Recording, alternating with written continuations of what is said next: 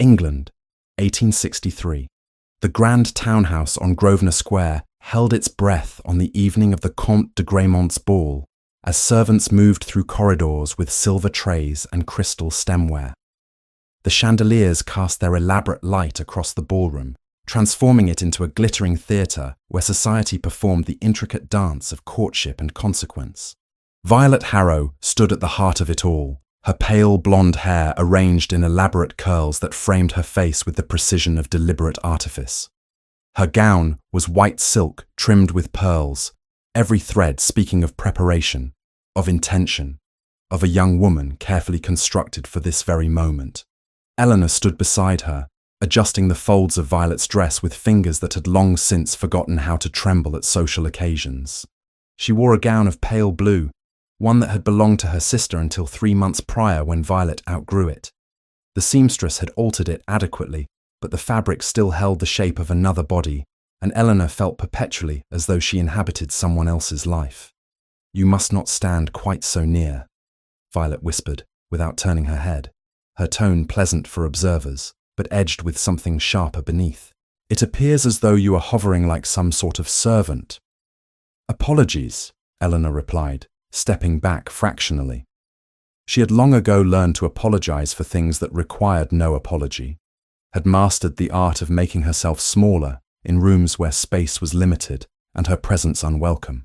The Harrow family circumstances had deteriorated considerably in recent months. Their father, Viscount Harrow, had made a series of investments that proved ruinous. The money Eleanor's grandmother had left her, funds meant to provide security and possibility, had been redirected toward managing debts, toward financing Violet's presentation, toward maintaining the appearance of stability that meant everything in society and nothing to actual solvency. Eleanor had not protested. The Viscount had indicated, in his vague and paternal manner, that this was simply what daughters did. They sacrificed. They supported. They remained quiet. The orchestra began a new piece, and the assembled guests turned toward the entrance as the butler announced arrivals. It was a moment Eleanor had learned to endure with invisible fortitude. Young ladies of eligible age clustered together like jewels in a display, practicing their smiles, their gestures of apparent indifference, masking desperate calculation. Then the room altered. Eleanor noticed it first, as a shift in the quality of attention, a subtle reorientation of bodies and eyes. The Duke of Ashbourne had arrived. Julian Harrington, the 6th Duke of Ashbourne, stood framed in the doorway, with the authority of inherited rank rendered visible.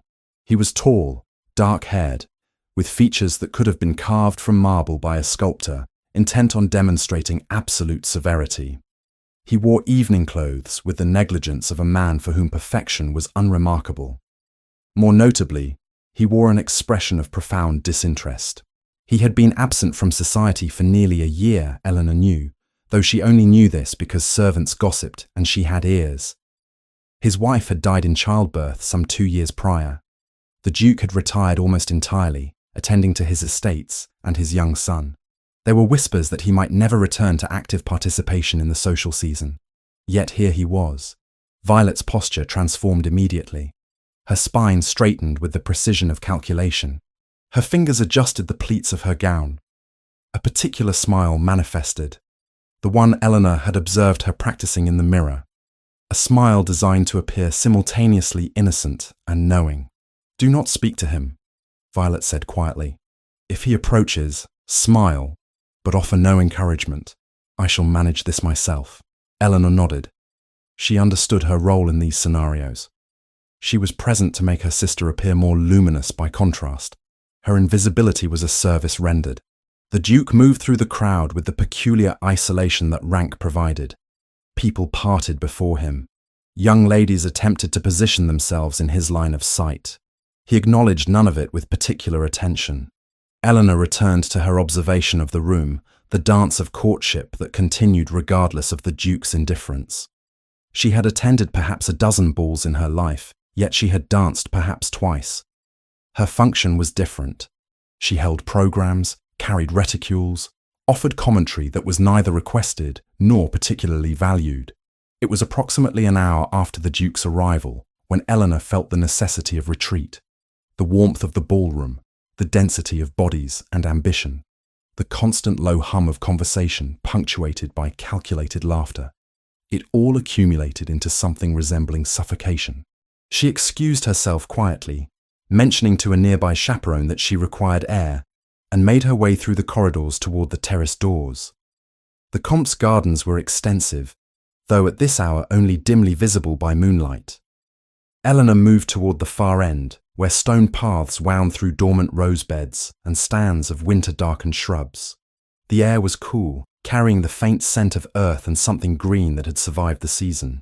She did not hear his approach until he was nearly upon her. "Forgive me," came a deep voice behind her. "I did not intend to startle you." Eleanor turned to find the Duke standing perhaps 10 paces distant. In the moonlight, his features were rendered somewhat less severe, softened by shadow. He held his posture with the same imperious authority he had displayed in the ballroom, yet something in his expression suggested weariness rather than arrogance. "Your Grace," she said, offering a curtsy. "I was merely taking air. I shall return to the house if my presence is unwelcome." "Your presence is not unwelcome," he replied. He moved closer, and Eleanor realized with an internal jolt of recognition that this was not the sort of social exchange that occurred between dukes and unmarried young ladies of indeterminate status. "I confess I was also seeking refuge from the crush." The ballroom becomes rather stifling. Eleanor did not know how to respond to this admission of human weakness from a man of such evident rank. She had been trained to offer pleasantries, to deflect, to render herself agreeable, but something in his tone suggested that perhaps this particular moment might accommodate honesty. "It does," she said quietly. "There is a particular quality to social obligation that transforms even pleasure into something resembling performance." He regarded her with sudden intensity, his grey eyes studying her face as though seeing her for the first time. "You speak as though you understand this burden intimately." Eleanor had spoken too candidly. She recognized this immediately. A proper young lady would have offered a demure disagreement, a gentle correction to preserve the fiction that society was joyful rather than exhausting. But the night was dark, and she was alone with a man she would never encounter again in private circumstances, and the words emerged before she could arrest them. "I understand it sufficiently," she said. They conversed in that garden for perhaps 20 minutes. The Duke spoke of books. He mentioned a volume of poetry he had recently acquired, and Eleanor found herself responding with genuine engagement rather than performed interest. They discussed the peculiar construction of society, the manner in which appearance superseded substance. He mentioned, with careful casualness, that grief was a sentiment society did not know how to accommodate, and Eleanor offered the observation that perhaps society never would. When the time came for him to depart, he took her gloved hand in his own. The gesture seemed to contain an unusual weight, as though he was communicating something beyond the physical contact. "I should like to encounter you again," he said quietly, "if circumstances permit." Eleanor stood in the darkness after he had gone, her hand still warm from his touch, fully cognizant that she had made an error of irrevocable proportions. She had been seen by a man of extraordinary rank and consequence, and he had believed her to be someone else. The invitation arrived on a Thursday morning, carried by a livery servant whose bearing suggested he transported far more important correspondence than ordinary calls. Eleanor was in the morning room attending to household accounts when the butler brought it forward on a silver salver. Violet's name was inscribed in elegant script across the envelope. "His Grace the Duke of Ashbourne requests the pleasure of Miss Violet Harrow's company for a riding excursion in Hyde Park at 3 o'clock on Saturday next," the Viscount announced, having intercepted the letter before it reached his daughter. His voice carried a tone Eleanor had never heard from him before, something resembling hope. The Duke himself. Singular attention from such a quarter. "Violet, you shall wear the emerald habit. Eleanor, ensure it is properly pressed." Violet's response to this summons was immediate and calculated. She spent Friday evening arranging her appearance with the precision of a general deploying troops. Her blonde hair was set in ringlets that framed her face with studied negligence. Her riding habit, emerald green wool trimmed with black velvet, arrived from the seamstress only hours before departure. She practiced her smile before the mirror, each iteration more refined than the last. Eleanor was instructed to accompany her, ostensibly to hold her cloak and manage practical necessities. They arrived at the appointed location precisely at 3 o'clock, where the Duke waited with 2 horses already saddled and prepared. Yet something occurred in that moment which would later be identified as the first fissure in Violet's carefully constructed design. The Duke's expression, upon perceiving the 2 young women, underwent a subtle but unmistakable transformation. His grey eyes moved from Violet to Eleanor and remained there for several seconds longer than propriety might suggest. "Miss Violet, Miss Eleanor," he acknowledged, his tone formal but his attention peculiarly divided. "I trust you both slept adequately last evening." Violet stepped forward with her practiced smile, extending her hand toward the Duke as though accepting an invisible offering. "Your Grace, how delightful to see you once again. The morning has been interminably long, waiting for this particular engagement." Eleanor remained slightly behind, holding her sister's cloak. She noticed that the Duke made no move to take Violet's hand. Instead, he seemed to be examining Eleanor with an intensity that made her acutely aware of her own inadequacies. Her hair, which resisted proper arrangement despite Margaret's efforts, her habit, which was serviceable but unremarkable, her entire person, which occupied space beside her sister's cultivated brilliance. "I fear I must confess an awkwardness," the Duke said, his gaze now shifting deliberately to Violet's face. "I have brought only 2 horses. I did not anticipate requiring a 3rd mount." Violet's smile remained fixed, though Eleanor detected the subtle tightening at its edges. "Surely Miss Eleanor shall wait here. She has no particular need for exertion." "I could not in good conscience abandon a lady of the household," the Duke replied. His courtesy was absolute, yet something in his phrasing suggested that perhaps Eleanor's company was not entirely unwelcome. "Might Miss Eleanor not accompany us? The 3rd horse is being brought round from the stable." Eleanor's heart executed an undignified acceleration within her chest. She understood in that moment what Violet's expression conveyed, that this was not an optimal arrangement, that her presence was a complication rather than an asset, that she had somehow managed to introduce disorder into what should have been a controlled performance. The ride proceeded with Violet positioned between the Duke and Eleanor, her horse's reins held with confident precision, her conversation a careful calibration of lightness and learning. She spoke of the social season, of the weather, of various matters calculated to demonstrate her familiarity with topics of interest to gentlemen of consequence. The Duke listened with courteous attention, yet his gaze occasionally diverged toward Eleanor, who rode somewhat behind and to the side. When they returned to the stable, the Duke assisted Violet from her horse with formal courtesy. He then turned to Eleanor, extending his hand to help her descend. In that moment of contact, Eleanor became aware of calluses on his palm, evidence of a man who handled horses and estates with more than academic interest. His grip was brief, but somehow communicated something beyond mere politeness. "I found the conversation regarding the collection at the British Museum particularly enlightening," he said quietly, for Eleanor's ears alone. "Thank you for your observations on that subject." Eleanor, bewildered, realized only later that he had been addressing her remarks in the conversation. Remarks she had barely ventured, comments so modest they seemed designed for invisibility. The pattern, once established, repeated itself across the following weeks with escalating frequency. The Duke issued invitations to Violet. Violet accepted them with enthusiasm before discovering complications. An engagement previously forgotten would suddenly require her presence. A persistent headache would render her indisposed. A previously unmentioned obligation would materialize at the crucial moment. Eleanor would receive instructions to offer apologies, to convey regrets, to explain that Miss Violet was unable to attend, but that Miss Eleanor might substitute as companion. The Viscount, perceiving no impediment to his daughter's advancement and assuming that Eleanor's presence somehow supported the courtship, encouraged this arrangement. The picnic beside the lake occurred on a Tuesday afternoon when the spring weather had finally softened into genuine warmth.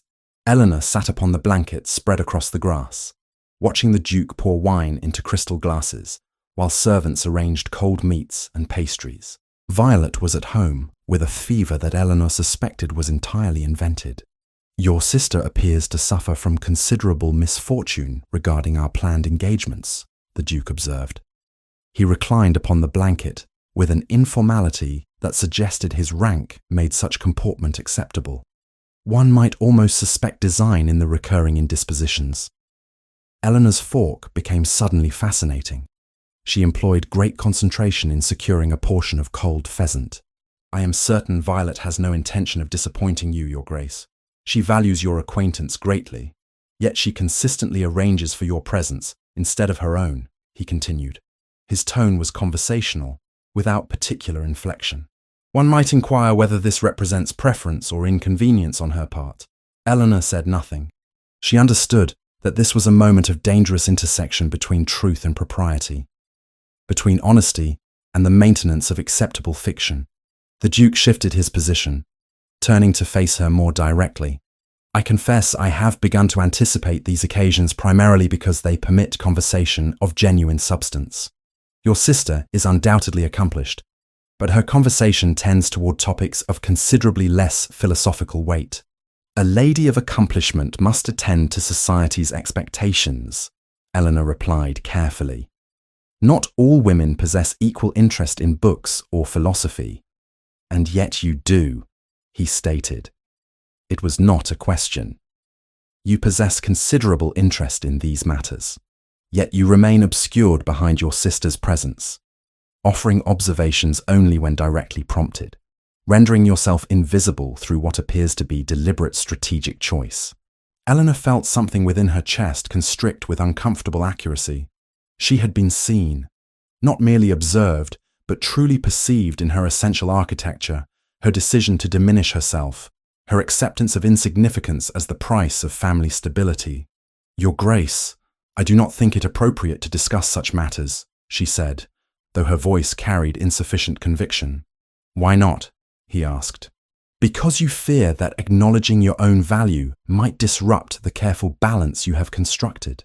Because rendering yourself insignificant seems safer than risking disappointment.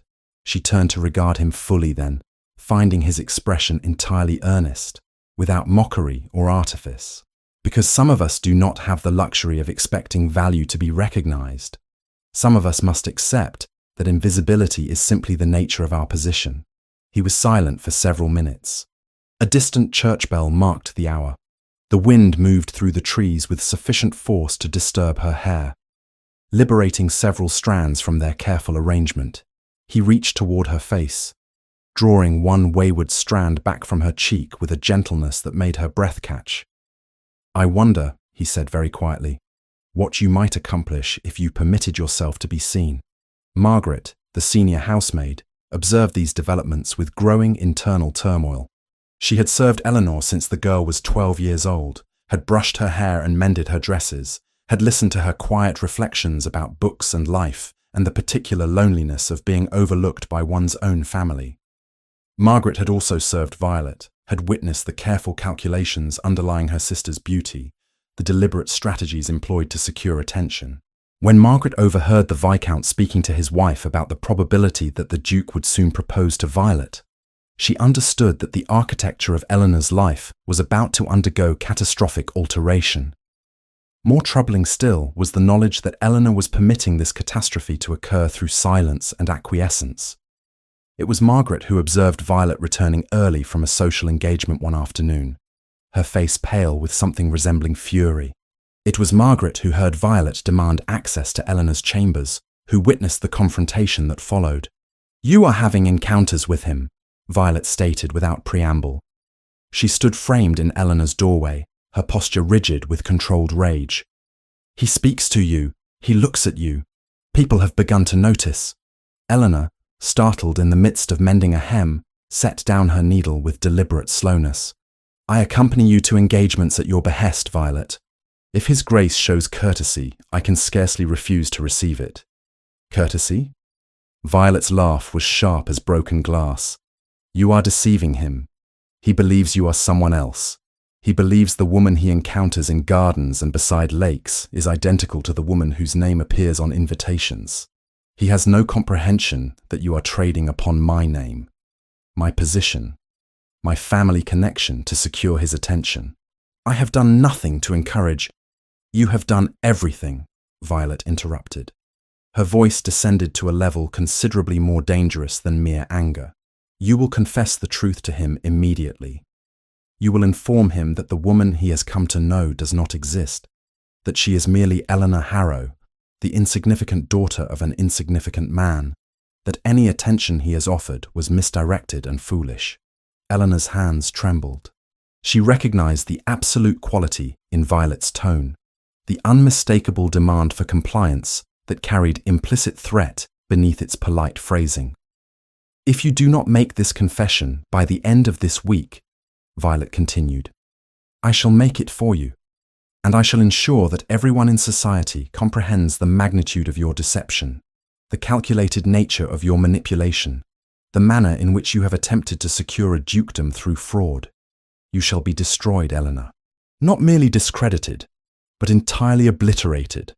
I shall ensure that no respectable family permits you entrance to their homes, that your name becomes synonymous with deception and impropriety. Eleanor found herself unable to formulate response. She perceived the sincerity underlying Violet's threat, the absolute willingness to execute her promised retribution, the vindictiveness born from wounded pride and perceived betrayal. What do you require of me? Eleanor asked finally, though her voice emerged barely above whisper. I require that you surrender him entirely, Violet said. I require that you cease these clandestine encounters. I require that you remember your position and your insignificance. And should you fail in these requirements, I require that you be prepared to endure consequences, far exceeding any punishment society has thus far administered.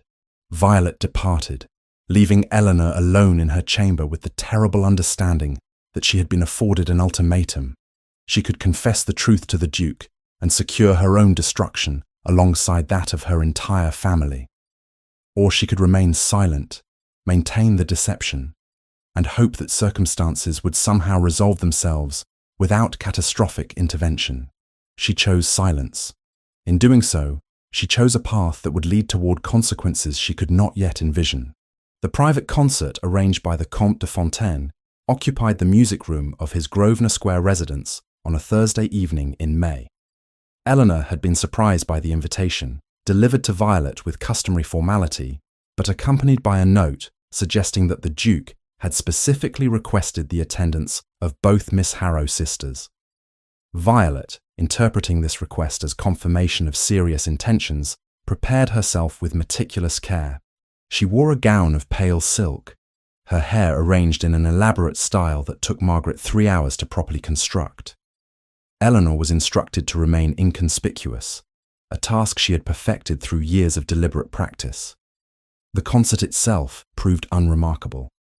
A soprano from Italy performed arias of considerable technical accomplishment, while assembled guests maintained the appearance of rapt attention. Eleanor observed that genuine engagement with music was considered less important than demonstrating sufficient refinement to appreciate it. Violet sat with her posture precisely positioned, her expression conveying the appropriate degree of sophisticated enjoyment. When the performance concluded and guests began migrating toward the refreshment room, the Duke approached Eleanor with an invitation expressed as casual observation rather than direct request. Miss Eleanor, the Comte maintains a particularly distinguished library. Perhaps you would permit me to direct you toward it whilst your sister accepts refreshment. Eleanor perceived the irregularity immediately. A gentleman did not offer to conduct an unmarried lady away from assembled company without exceptional justification. Yet she found herself following him through corridors lined with oil paintings depicting hunting scenes, toward a room lined floor to ceiling with leather-bound volumes.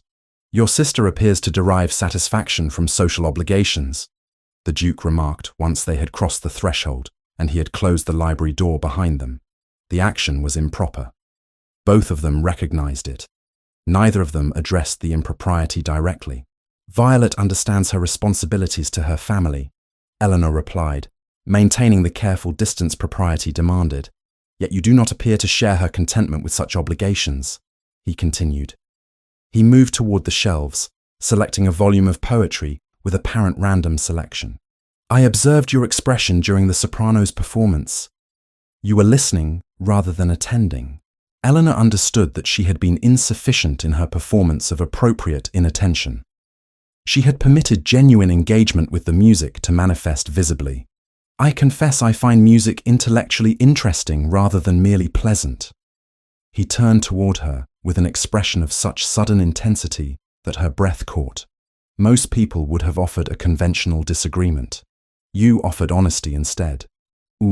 What occurred in the moments following was something Eleanor would later struggle to categorize as either accident or inevitability. The Duke approached her with the deliberate intention of a man who had abandoned restraint. His hand rose to her face, fingers tracing the line of her cheekbone with a gentleness entirely disproportionate to the urgency in his expression. I must confess, he said very quietly, that I have spent the past several weeks in a state of considerable confusion regarding my own comprehension of identity. Before Eleanor could formulate response, he kissed her. The experience was nothing resembling the vague descriptions offered by women in drawing rooms, the tentative touches described in whispered confidences. This was something far more complex and overwhelming. She felt the urgency in him, the months of restraint dissolving beneath the pressure of his lips against hers. Her own hands, through mechanisms entirely independent of rational thought, rose to grasp the fabric of his evening coat. When they separated, Eleanor felt as though the architecture of her own understanding had undergone fundamental alteration. She loved this man. The recognition was not a gradual accumulation of affection, but an immediate and undeniable certainty. I wish to discuss marriage, he stated without preamble. I believe you comprehend that such discussion requires formal address to your father. I possess considerable estates. My son, Nathaniel, will require a maternal presence eventually. Your own circumstances, whilst not particularly distinguished in material terms, do not constitute impediment to such arrangement. I find myself entirely disinterested in the conventional assessment of suitability based upon superficial qualification. Eleanor's heart executed several irregular rhythms. She understood the honor he was extending. She also understood the catastrophic nature of accepting it. Your Grace, I am not, she began, but he interrupted her with a gesture of his hand. You are precisely whom I require, he said. Please do not protest inadequacy. You possess exactly the qualities I have sought without comprehending what I sought. That evening concluded with Eleanor returned to the refreshment room, where Violet observed her with an expression of sudden comprehension. Eleanor understood immediately that her sister had perceived what had occurred, though the specific details remained mysterious to her. However, the evening also concluded with Thomas Whitmore, the Duke's closest associate, observing Eleanor being kissed through a momentary gap in the library curtains. Thomas had sought the Duke to deliver a message regarding estate business, and had witnessed, through approximately 15 seconds of unobstructed view, a scene that troubled him considerably. Thomas possessed the advantage of having known both Harrow sisters since their presentation. He had observed their different mannerisms, their distinct patterns of speech and movement. The woman he saw kissed by the Duke did not entirely correspond to the woman he understood to be Violet Harrow. Something in her posture, her apparent emotional engagement, suggested deviation from the carefully controlled performance he had previously observed. The following morning, Thomas arranged a conversation with the Duke that commenced with apparent casualness, but descended into direct interrogation. I observed you in the library last evening, Thomas said, his tone suggesting he was merely making conversation about irrelevant matters. With Miss Violet, presumably. The Duke's expression underwent subtle alteration.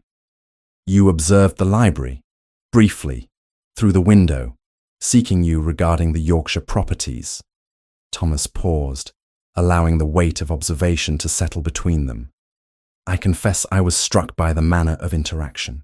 Miss Violet's usual comportment suggests rather more calculated engagement than what I perceived. You examine Miss Violet's comportment with considerable attentiveness, the Duke replied, his tone departing from casual. As, apparently do you, Thomas countered. Though I wonder whether you have examined it sufficiently to determine whether you are encountering Miss Violet or some variant thereof. The Duke's response was immediate rejection of the suggestion. He rose from his chair with the kind of decisive movement that discouraged further conversation. "You presume considerably upon our friendship, Whitmore.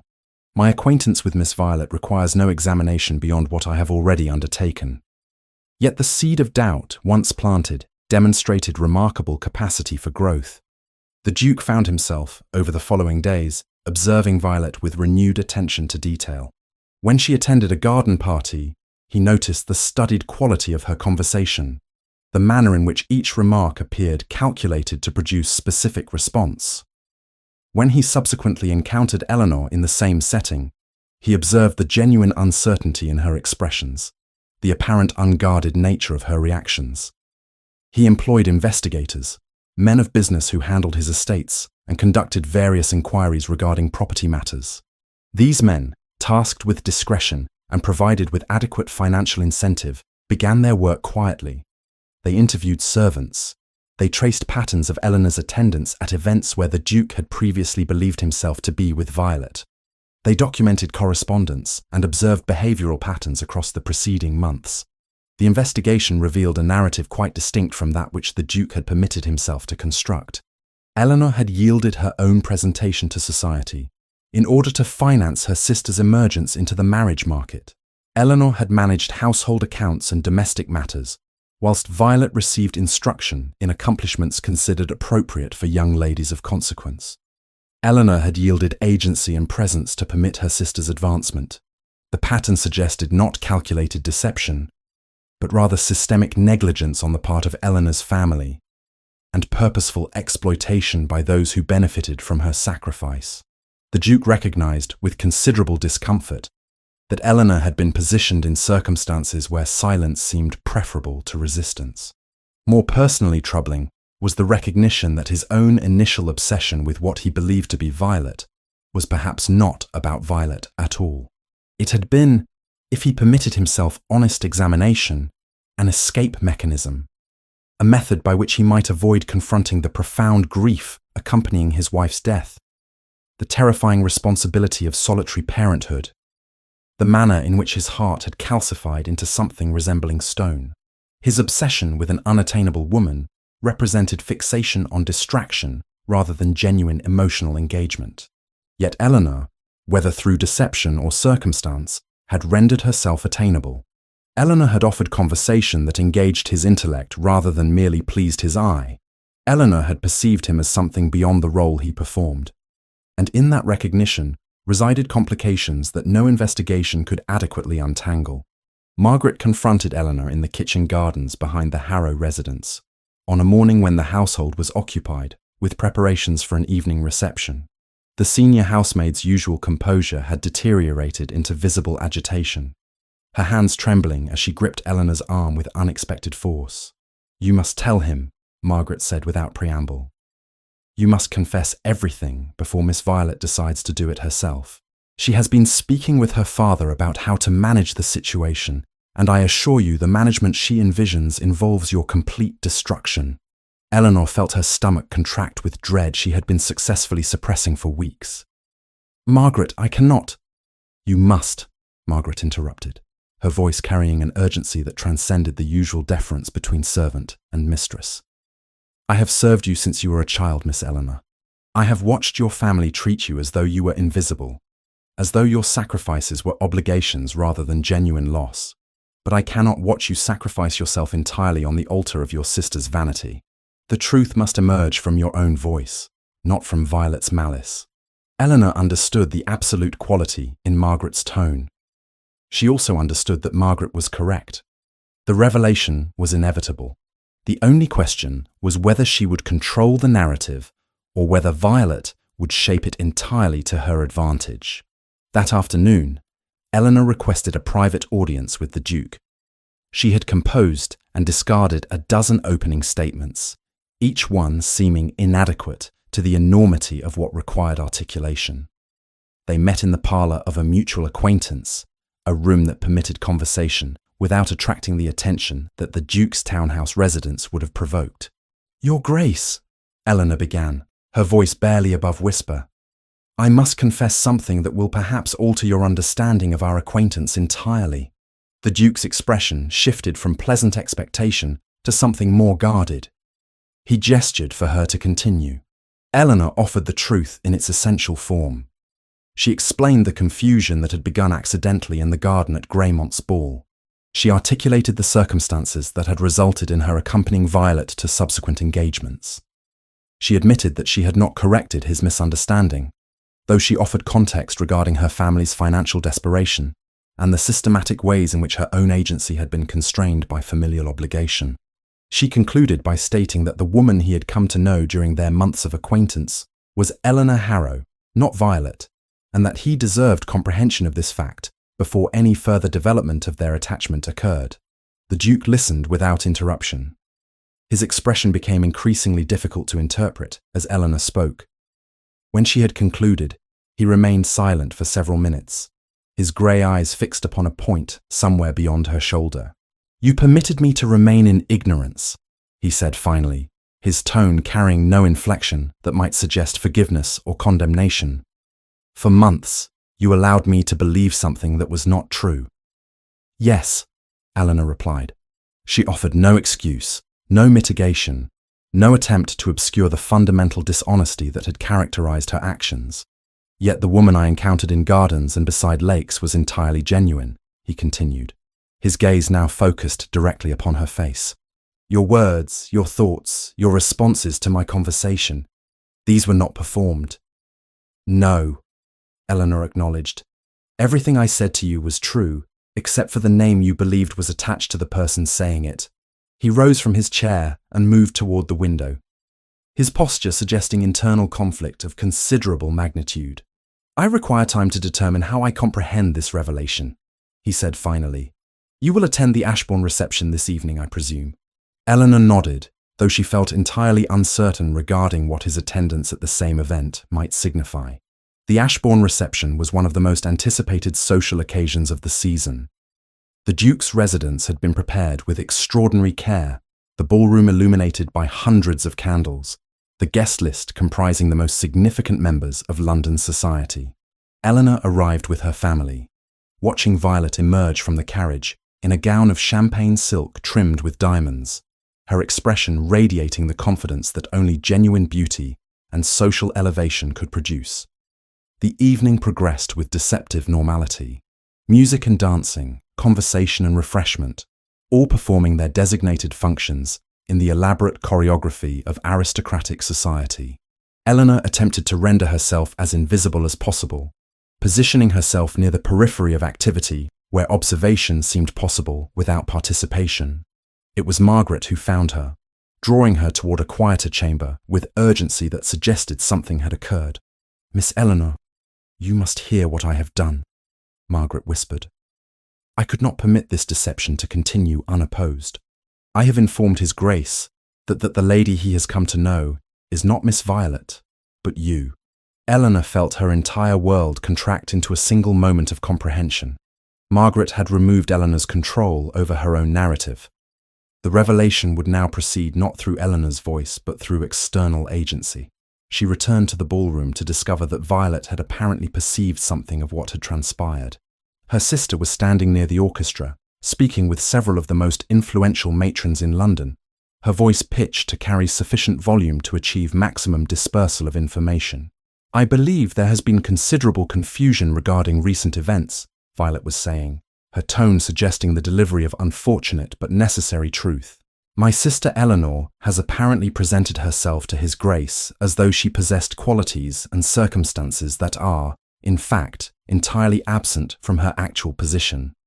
It is a deception of considerable magnitude, I assure you, and I felt obligated to clarify the situation before His Grace advanced his intentions any further."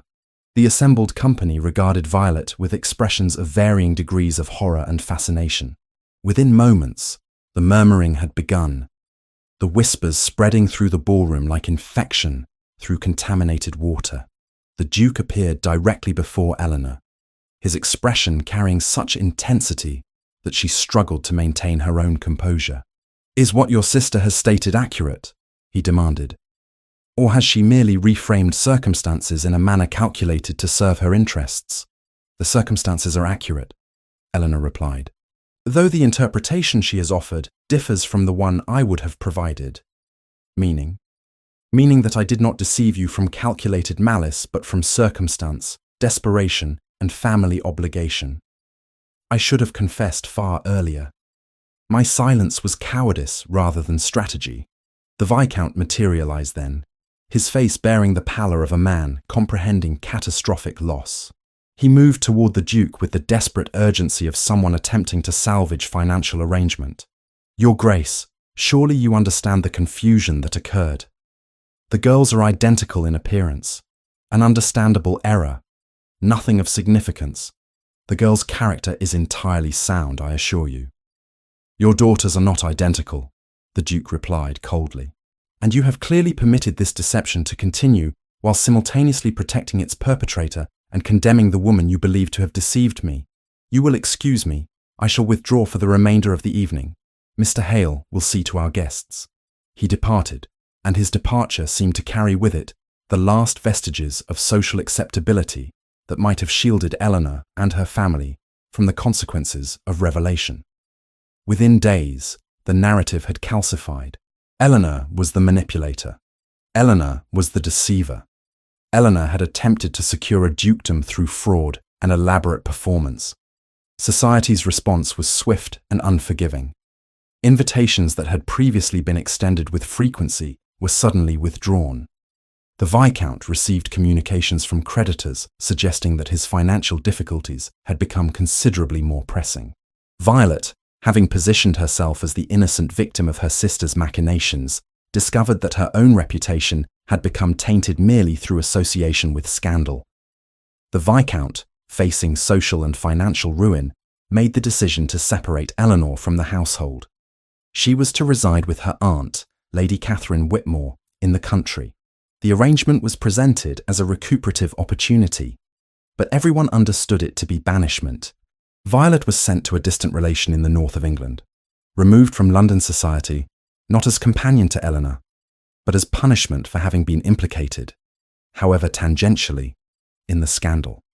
Her beauty could not protect her from the consequences of association with deception, and her own attempts to manage the narrative had only exposed her complicity in permitting the confusion to continue.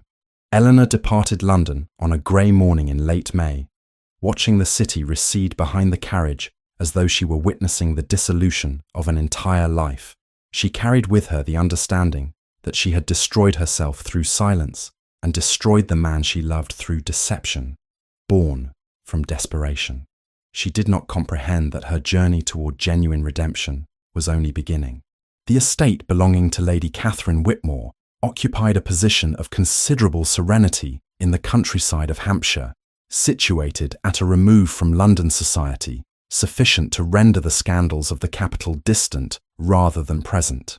Eleanor arrived there on an afternoon rendered melancholy by rainfall, carrying with her only 2 trunks containing the entirety of her personal possessions and the crushing weight of public humiliation that had become her inheritance. Catherine Whitmore, Eleanor's paternal aunt, possessed a character marked by pragmatic compassion rather than sentimental affection. She had never married, had maintained her independence through careful management of inherited property, and had observed the Harrow household's dysfunction with the clarity of someone positioned outside its core dynamics. When Eleanor arrived at her door, Catherine received her neither with reproach nor with excessive sympathy, but rather with the quiet acknowledgement of one who recognized that survival required forward progression rather than backward examination. "You will remain here," Catherine stated within the first hour of Eleanor's arrival, establishing parameters with the efficiency of someone accustomed to clear directive.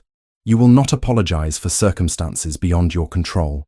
You will not perform self-flagellation as though public condemnation possessed the power to determine your actual worth. You will occupy yourself with productive endeavor, and you will permit yourself to exist without constant evaluation of whether that existence constitutes adequate recompense for perceived failures." The first months were largely consumed with Eleanor's internal reconstruction. She inhabited a chamber overlooking the gardens, a space that gradually became refuge rather than prison. Each morning brought the routine of breakfast in Catherine's small dining room, followed by examination of household accounts or correspondence requiring attention.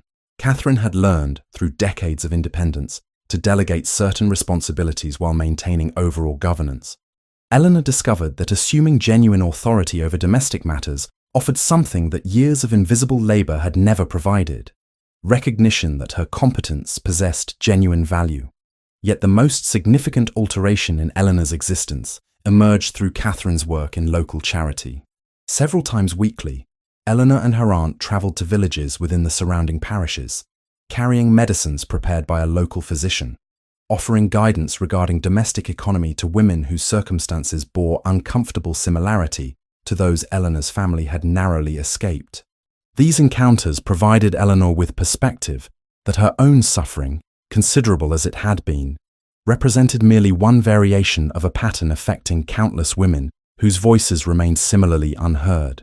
It was while attending to a young mother, ill with persistent fever, that Eleanor perceived something unexpected occurring within herself. She had ceased imagining how to explain her circumstances, and had instead begun contemplating how to address the circumstances of others. She had begun to construct identity through action, rather than through evaluation of how she might be perceived. She had, almost without conscious recognition, begun to heal through purposefulness, rather than through time's passage alone. The correspondence from London arrived in irregular intervals. Letters from Margaret brought intelligence regarding household developments, the fate of various acquaintances, and occasionally, careful observations regarding the Duke. Eleanor read these communications with emotions that fluctuated between desperate hunger for knowledge and painful recognition that knowledge could alter nothing. She did not write in response, understanding that maintaining connection would merely prolong wound that required genuine separation to achieve genuine closure. What Eleanor did not comprehend was that Julian, during these same months, was conducting investigation into the circumstances that had produced the deception he had experienced.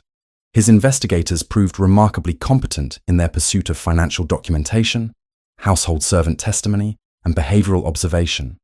They traced Eleanor's financial sacrifice with precision. They documented that Eleanor had yielded her own presentation to society, a choice that had required deliberate forfeiture of opportunity and prospect. They established that Eleanor's silence had been born from family pressure rather than from calculated malice. More significantly, they established the systematic nature of Eleanor's family's negligence. They chronicled years of expectation that Eleanor would sacrifice, would accommodate, would render herself invisible in service to her family's advancement. The investigators painted a portrait not of a woman who had deceived for personal gain, but of a woman who had been positioned in circumstances where silence seemed preferable to resistance, where maintaining the deception appeared less destructive than exposing it. Yet the revelation that most profoundly altered Julian's comprehension emerged through his own son. Nathaniel, 6 years of age, possessed the peculiar clarity of childhood regarding emotional truth. The boy had, during his brief time in Eleanor's presence, experienced something that his father's careful emotional distance had never provided: genuine attention, authentic interest in his thoughts and observations, recognition that his existence possessed inherent value. "When will the lady return?" Nathaniel asked with increasing frequency as weeks accumulated into months. The question emerged at breakfast, during evening preparations for bed, at moments when something in the environment triggered recall of Eleanor's presence. "I do not know," Julian replied, each iteration of this response extracting some toll from his internal composition. "Does she not wish to visit?" Nathaniel pressed, a 6-year-old's logic functioning with devastating accuracy. "Margaret says she has become ill, but Margaret also says the lady has recovered. Why has she not written?" Julian recognized in these questions the essential injustice of his own actions. He had rejected Eleanor, yes, but in rejecting Eleanor, he had also rejected his son's happiness, his son's connection with a woman who had offered something Julian himself had struggled to provide: unconditional regard. Thomas Whitmore, during this period, maintained his position as Julian's closest confidant and most persistent source of uncomfortable truth. They met regularly at Julian's club, and Thomas employed these occasions to advance arguments with increasing directness. "You have permitted your ego to determine your actions," Thomas stated without preamble during one such meeting. You have transformed yourself into victim, rather than acknowledging the role you played in permitting confusion to continue. You had opportunity, multiple opportunities, to question circumstances. Instead, you permitted yourself to be consumed by obsession that masked itself as love. Your Grace, Julian replied, though his tone suggested fatigue rather than genuine defense. You presume considerably upon friendship. I do, Thomas acknowledged without apology, because friendship requires that I offer truth rather than comfort. The woman you rejected was never the woman you believed yourself to be courting. She was always Eleanor. Your error consisted not in having been deceived regarding her identity, but in having loved her only when you believed her to be someone else. The question now is whether you possess the courage to examine that truth, or whether you will permit pride to determine that she must remain permanently rejected. Julian did not respond immediately. He sat in silence, observing the movement of afternoon light across the interior of the club, contemplating the manner in which decisions made in moments of wounded pride seemed to create consequences that extended far beyond those moments. It was Nathaniel who provided the final catalyst. The boy had observed his father's distraction for months, the manner in which Julian's attention frequently diverged from present circumstances into apparent contemplation of distant matters. During an evening walk through the gardens adjacent to their London residence, Nathaniel posed a question with such unguarded directness that Julian could not obscure its essential truth.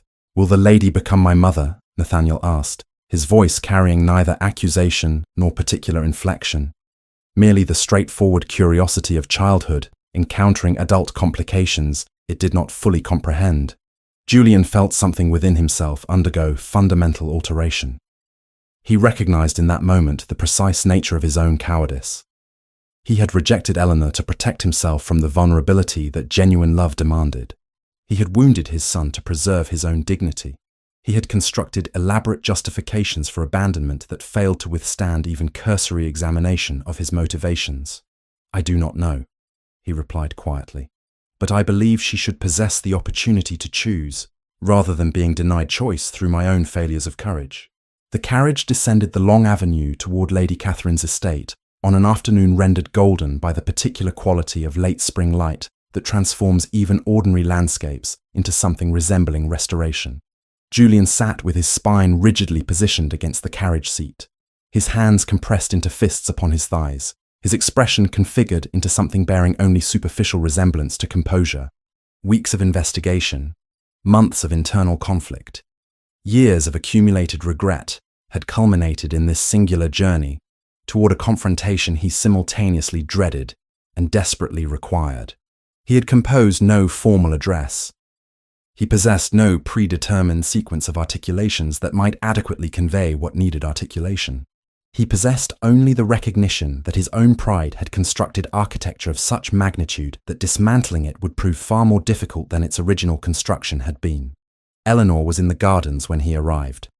She stood among the roses that grew along the perimeter of Catherine's property, her hair uncovered and disordered from the wind, her gown lacking the elaborate ornamentation that fashion demanded. She was engaged in the act of deadheading spent blooms with methodical precision when she observed the carriage. The shears in her hand trembled. Her entire body underwent the transformation that occurs when confrontation with one's deepest fears becomes imminent rather than merely theoretical. She turned to retreat toward the house, her instinct toward flight overwhelming her capacity for courage. It was Catherine who materialized on the garden path, her expression carrying a particular quality of determination that transcended ordinary social courtesy. "Eleanor," Catherine said quietly, "you will remain here. Running accomplishes nothing except the perpetuation of patterns that have already consumed sufficient of your existence." Eleanor remained motionless, though every nerve within her appeared configured toward escape. Julian descended from the carriage with movements that suggested considerable deliberation, crossing the garden with a gait that carried none of his customary aristocratic authority. He appeared diminished by something other than physical alteration, reduced by internal acknowledgement of his own failures. "I have not come to demand recompense," he stated without preliminary pleasantries. His voice carried a quality of raw vulnerability that Eleanor had never heard him employ. I have come because I have finally comprehended the magnitude of injustice I perpetrated by permitting my wounded pride to determine your punishment." Eleanor remained silent. She gripped the garden shears with sufficient force that her knuckles blanched white beneath the strain. "I have examined my own motivations with considerably more honesty than I previously permitted myself," Julian continued. He did not attempt to approach her. He maintained distance as though recognizing that proximity might constitute transgression. "I was not merely deceived by circumstances. I was actively engaged in deception of myself regarding the nature of what I felt, what I required, and what I was fleeing from." "Your Grace," Eleanor began, but he interrupted with a gesture. "I was protecting myself," he said. "When I discovered the truth regarding your identity, I employed it as justification for rejecting you entirely. I transformed myself into victim so that I need not acknowledge my own complicity in permitting the confusion to continue. I did not question circumstances, because questioning would have required confronting the reality that I had abandoned my own emotional caution in pursuit of distraction from grief." Eleanor found tears accumulating along her lower lashes. She had not permitted herself to weep since her departure from London. She had performed resilience with such conviction that she had almost achieved genuine resilience. The performance was now rupturing beneath the weight of his confession. "I conducted investigation into your circumstances," Julian continued. "I attempted to understand the context that produced your silence and your deception. I discovered a narrative quite distinct from the one I had permitted society to construct. I discovered a young woman who had sacrificed her own opportunities to facilitate her sister's advancement. I discovered a family that had systematized negligence into something approaching institutional practice. I discovered that your silence was born from pressures that rendered truthfulness far more dangerous than continued deception." Eleanor pressed her fingers against her lips, a gesture that seemed calculated to prevent her own articulation from emerging. "More significantly," Julian said, and his voice now carried such profound weariness that Eleanor perceived the toll his own emotional conflict had exacted. "I discovered that I loved you not because of any deception regarding your identity, but precisely because you had always been yourself with me. The woman in the garden at Greymont's ball was genuinely you. The woman I encountered beside the lake was authentically you. The woman I kissed in the library was entirely and completely you. My error consisted not in having been deceived regarding your identity, but in having utilized the revelation of your identity as justification for rejecting the authentic person I had come to love." Eleanor's hands trembled so considerably that the garden shears slipped from her grasp, falling onto the stone path with a sound that seemed to echo disproportionately through the garden. She found herself unable to formulate response. The architecture of her own defenses, so carefully constructed across months of isolation, was collapsing beneath the weight of his honesty. "I have come not to demand anything," Julian said, "but to offer apology, to acknowledge the injustice of my actions, and to ask whether you might permit me the opportunity to reconstruct what my own cowardice destroyed." Eleanor pressed her hands against her face. Through the apertures between her fingers, she spoke with a voice rendered barely audible by emotion. "Every word I said to you, except the name I was employing, was absolute truth. My feelings were genuine. My regard was authentic. I loved you whilst deceiving you, and that contradiction has consumed my every waking moment." "See, then perhaps we might begin again," Julian said, "with the acknowledgement that love born from authenticity is far more valuable than love constructed from carefully maintained illusion." Catherine, perceiving that the fundamental contours of their conversation required privacy, excused herself with diplomatic discretion, returning toward the house. Eleanor remained in the garden, and Julian finally approached her with movements that suggested tremendous care, as though fearing she might dissolve beneath sudden alteration. "I do not expect immediate forgiveness," he said. "I do not expect that the wounds I inflicted will simply cease to exist because I have acknowledged them. I ask only that you permit me the opportunity to demonstrate that my regard for you is grounded in authentic perception of who you genuinely are, not in any elaborate construction of who I hoped you might be." It was Nathaniel who appeared on the garden path approximately 30 minutes after Julian's arrival.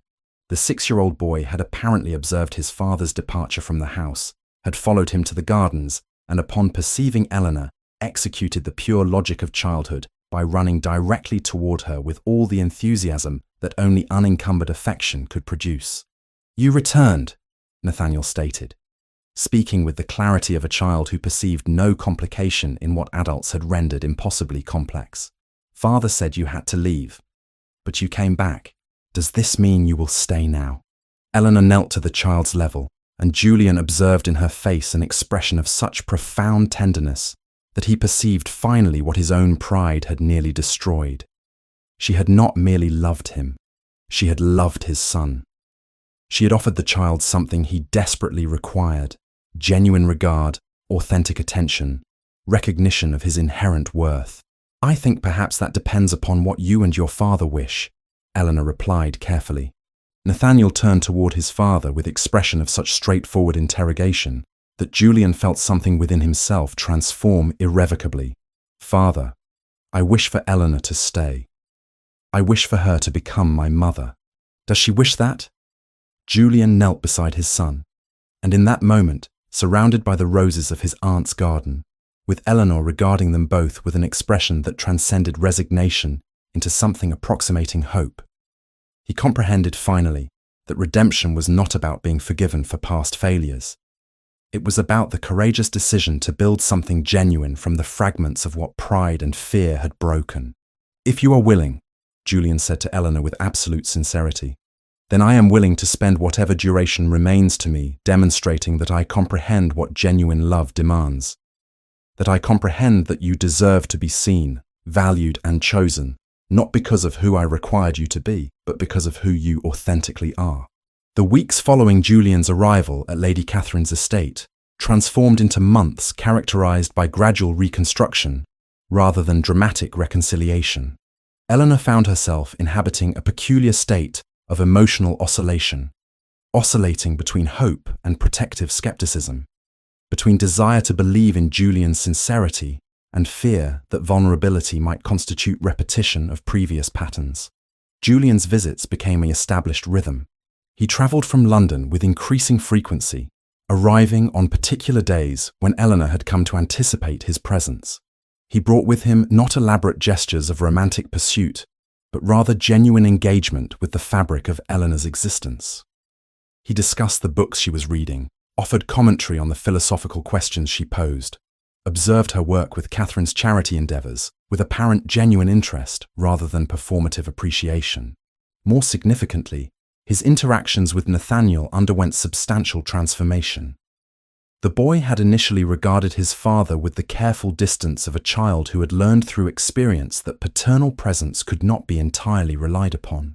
Yet as weeks accumulated, Nathaniel began permitting himself authentic affection, began asking questions about his father's days, began seeking his company with the unguarded enthusiasm of childhood finally permitted to emerge.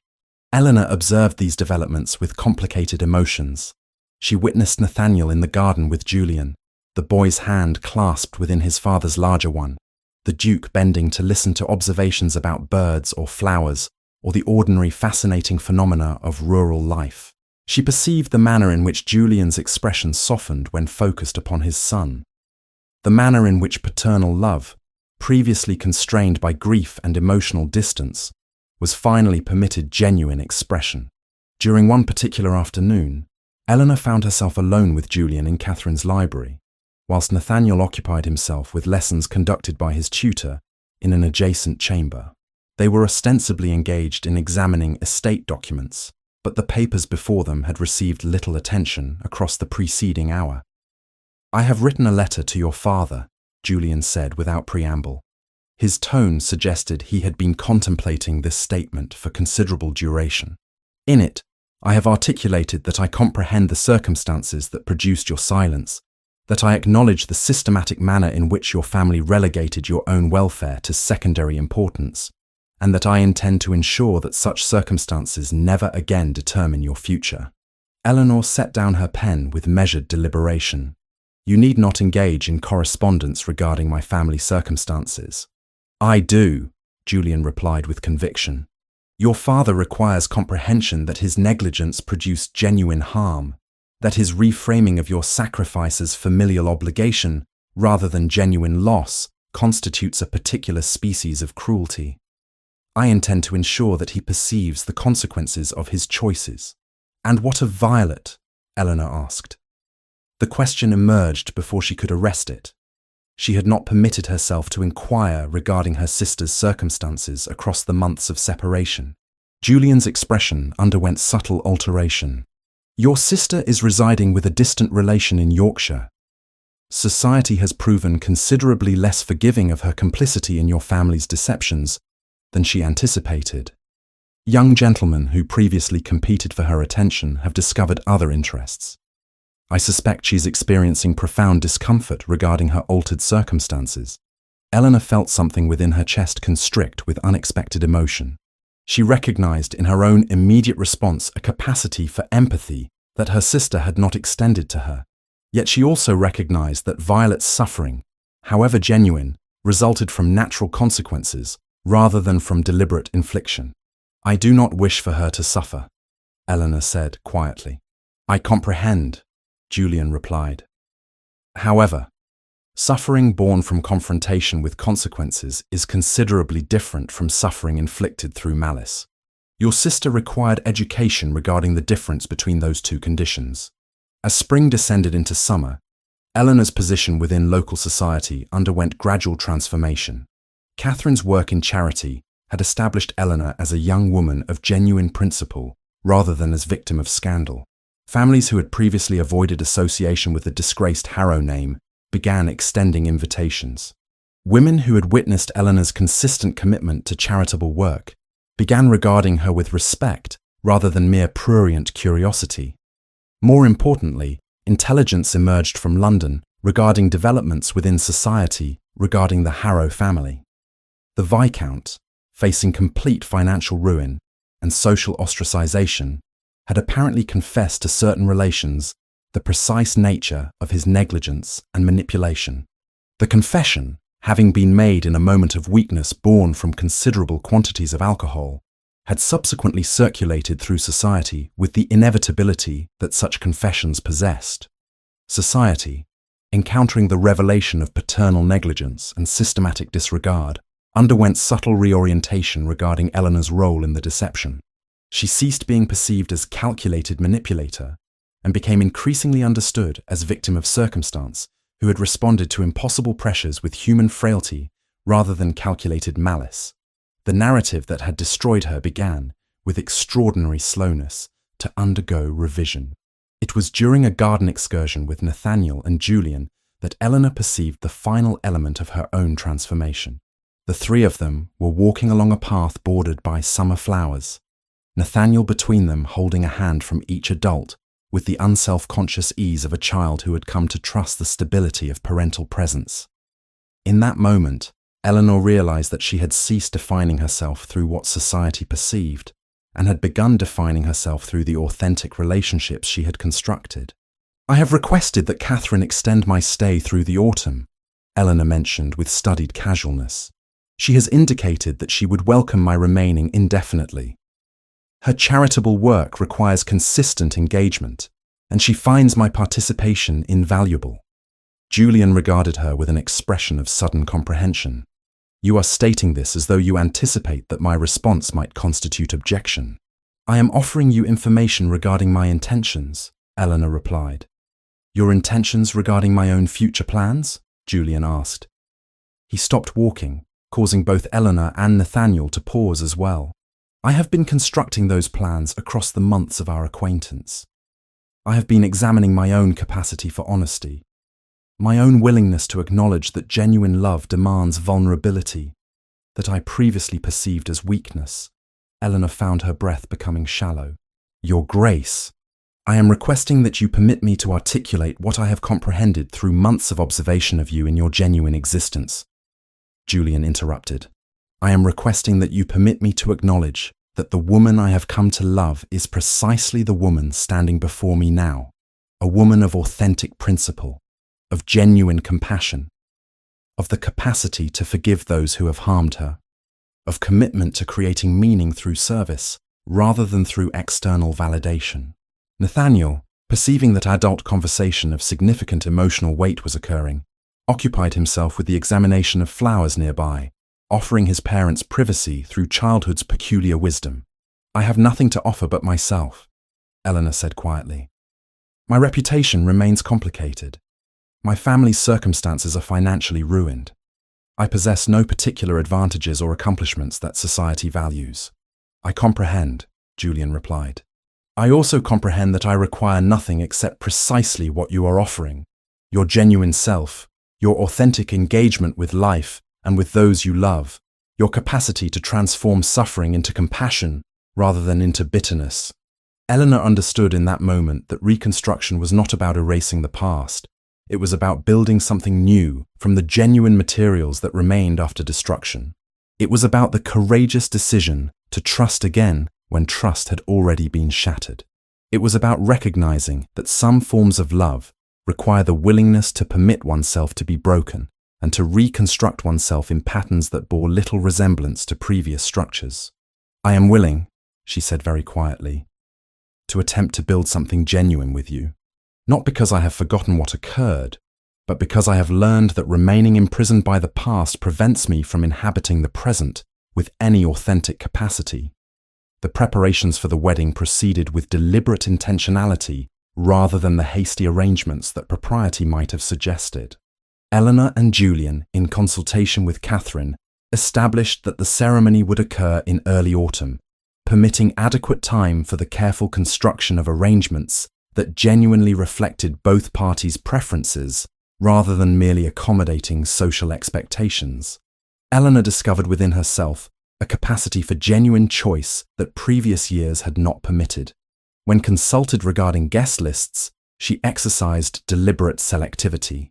When asked about aesthetic elements of the ceremony, she articulated preferences rather than deferring to others' judgments. When Julian suggested certain traditions, she possessed the agency to either accept or modify them according to her own comprehension of what felt authentic.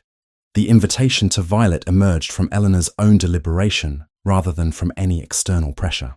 She had written to her sister, offering inclusion in the wedding celebration, not from obligation, but from genuine recognition that exclusion would perpetuate patterns of vindictiveness that Eleanor had consciously chosen to transcend. Violet's response arrived weeks later, a carefully constructed letter indicating that her circumstances in Yorkshire rendered travel inadvisable, but that she extended her wishes for Eleanor's contentment. Eleanor perceived in this response the subtle acknowledgement of boundaries rather than wholesale rejection. She accepted Violet's absence as representing genuine constraint rather than continued malice. The Viscount did not attend, though his presence had never been anticipated. Instead, he sent a letter delivered by messenger, a communication that Eleanor did not open until the morning following her wedding. When she finally read it, months after her marriage had been solemnized, she found articulated within it a confession of negligence, an acknowledgement of harm inflicted through systematic indifference, and an admission that Eleanor's sacrifices had constituted genuine loss rather than familial obligation. The letter concluded with the statement that her father comprehended he possessed no claim to her forgiveness, but that he hoped she might eventually achieve a state of existence wherein his failures no longer determined her future. On the morning of the ceremony, conducted in a small church near Lady Catherine's estate, Eleanor dressed in a gown of pale ivory silk that possessed simplicity rather than elaborate ornamentation. Catherine had offered jewellery that had belonged to Eleanor's mother, small articles that connected Eleanor to maternal legacy whilst establishing new trajectory. When Julian offered Eleanor a final opportunity to reconsider, she responded with absolute certainty that she had examined her own motivations with sufficient rigour to comprehend that her choice to marry him represented genuine commitment rather than capitulation to circumstance. Nathaniel served as witness to the ceremony, the 6-year-old boy positioned between his father and Eleanor with the unself-conscious solemnity of childhood, recognizing the significance of formal proceedings. The service itself was brief, conducted by the local vicar with a clarity of language that permitted everyone present to comprehend the specific commitments being articulated. When Julian placed the ring upon Eleanor's finger, the gesture carried such evident gentleness that observers perceived it as affirmation of genuine regard rather than mere performance of social obligation. The honeymoon occupied the gardens of Julian's friend's estate, that location where Eleanor had perceived such confusion regarding identity and affection months prior. Yet this return to that particular place carried entirely different significance. Eleanor and Julian inhabited the space not as strangers involved in misunderstanding, but as individuals who had achieved comprehension of their own capacity for mutual vulnerability. They discussed extensively the manner in which their marriage would proceed, establishing agreements regarding honesty, regarding communication during moments of doubt, regarding the determination that neither would permit external pressure to supersede genuine conversation between themselves. Nathaniel remained at the estate, occupying himself with activities supervised by his governess. Yet Eleanor and Julian made deliberate choice to include him in their honeymoon, not through constant presence, but through regular engagement and conversation. The child had come to comprehend that his father's marriage to Eleanor represented permanence rather than temporary arrangement. He had come to trust that affection extended to him would persist rather than disappearing through circumstance or abandonment.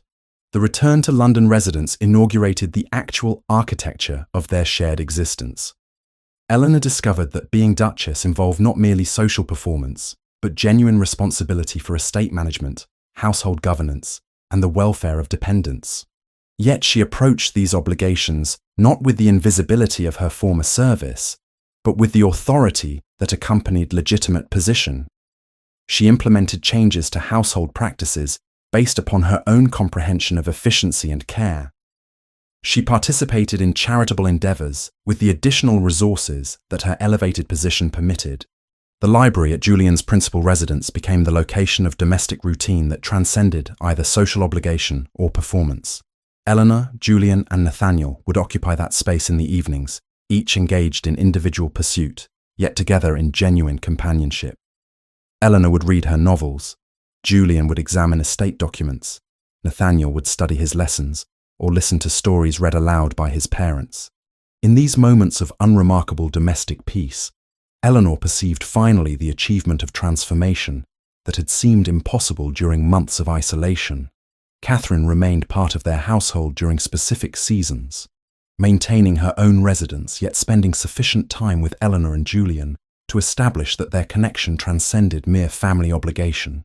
She observed with quiet satisfaction the manner in which Eleanor had transformed from invisible sacrifice into woman of genuine authority and substance.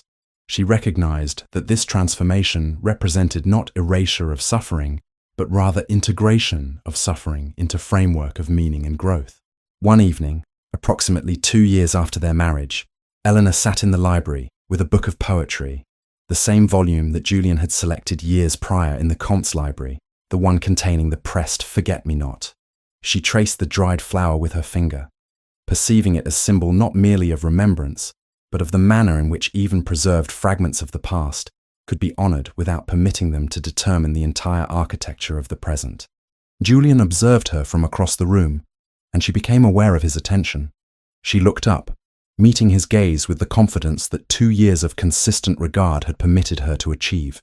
He rose and moved toward her, taking the book from her hands with deliberate care. "I have spent considerable effort attempting to articulate what I comprehend now regarding love," he said quietly. "I have concluded that genuine love is not recognition of perfection in another. It is the conscious decision to continue choosing another, even when that individual is fallible, afraid, and struggling with their own doubts. It is the courage to transform suffering into compassion rather than into bitterness. It is the willingness to permit another to see you entirely and to remain present even when confronted with the fundamental imperfections of your actual self." Eleanor reached for his hand, the gesture carrying such naturalness that years of separation and pain seemed suddenly to constitute not destruction, but rather the essential groundwork upon which something genuine could be constructed. "That comprehension," she replied, "is perhaps what genuine love requires of all of us. Not to be perfect, but to be willing to attempt authenticity despite our recurring failures to achieve it." Nathaniel, observing his parents from his position near the window, where he had been examining a book regarding natural philosophy, executed the unremarkable observation that constituted childhood wisdom. "You are both crying." Eleanor and Julian regarded their son with expressions containing such obvious affection that the child simply returned his attention to his book, satisfied that the emotional complexity he had witnessed represented not distress, but rather some form of adult contentment that transcended his current comprehension. In that moment, surrounded by books and candlelight, with their son occupied nearby and the architecture of their shared existence surrounding them, Eleanor perceived finally that redemption was not about erasing the past. It was about the decision to build something genuine from the fragments that remained after destruction had occurred. It was about the recognition that some forms of love required the willingness to permit oneself to be broken and to reconstruct oneself in entirely new patterns. It was about choosing honesty despite its painful requirements. It was about the courageous acknowledgement that authentic connection between individuals constituted the only genuine form of salvation that human existence could offer.